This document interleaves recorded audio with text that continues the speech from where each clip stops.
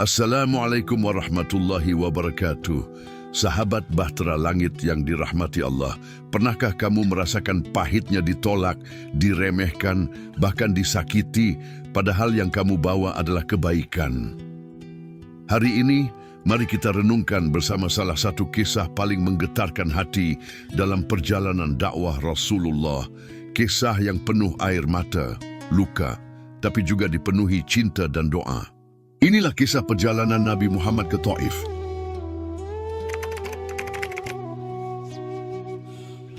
Sahabat Bahtera Langit, kisah ini bermula setelah wafatnya dua orang terdekat Rasulullah, sang paman Abu Thalib dan istri tercinta Khadijah radhiyallahu anha.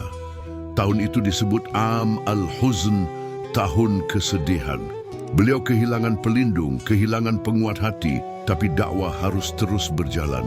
Dengan harapan ada yang mau menerima Islam, Rasulullah pun melangkah menuju sebuah kota bernama Taif.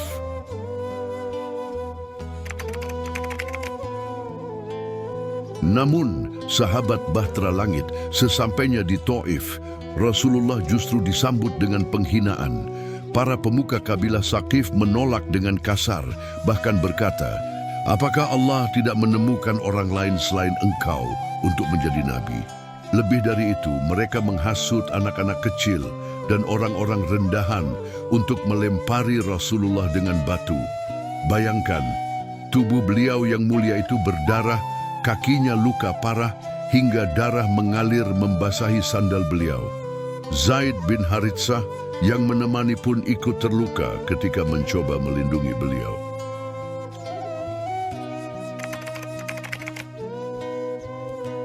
Sahabat Bahtera Langit, Rasulullah akhirnya berlindung di sebuah kebun anggur.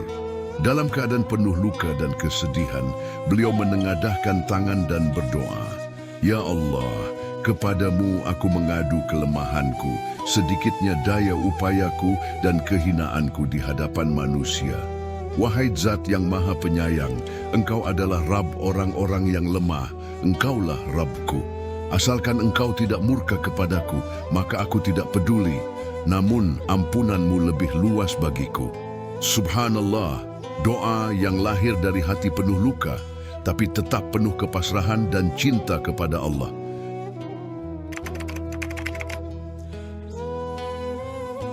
Pada saat itu, malaikat Jibril datang bersama malaikat penjaga gunung. Mereka berkata, "Wahai Muhammad, jika engkau mau, akan kami timpakan gunung ini ke atas penduduk Taif." Namun, apa jawaban Rasulullah, sahabat Bahtera Langit? Beliau yang baru saja disakiti justru berkata, "Jangan, sesungguhnya aku berharap dari keturunan mereka akan lahir orang-orang yang menyembah Allah dan tidak menyekutukannya dengan sesuatu apapun." Allahu Akbar, inilah akhlak Nabi kita. Disakiti dengan penuh kebencian, beliau balas dengan doa kebaikan.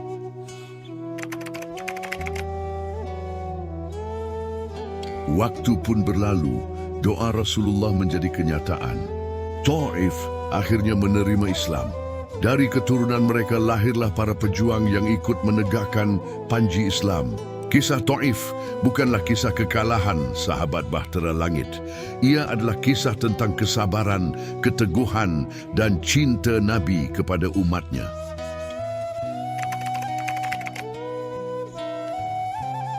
Sahabat Bahtera Langit yang dirahmati Allah, dari kisah Taif kita belajar, jalan dakwah tidak selalu disambut dengan bunga, kadang dengan kotoran dan batu. Kesabaran Rasulullah jauh lebih besar dari rasa sakitnya. Dan beliau mengajarkan, selama Allah ridha, semua luka tak lagi berarti. Maka jika hari ini kamu merasa ditolak, diremehkan, atau disakiti di jalan kebaikan, ingatlah kisah Rasulullah di Taif. Balas kebencian dengan doa, balas luka dengan kesabaran, dan teruslah berharap pada Allah. Karena bisa jadi, dari ujian yang paling pahit, Allah sedang menyiapkan kemenangan yang paling indah. Wassalamualaikum warahmatullahi wabarakatuh.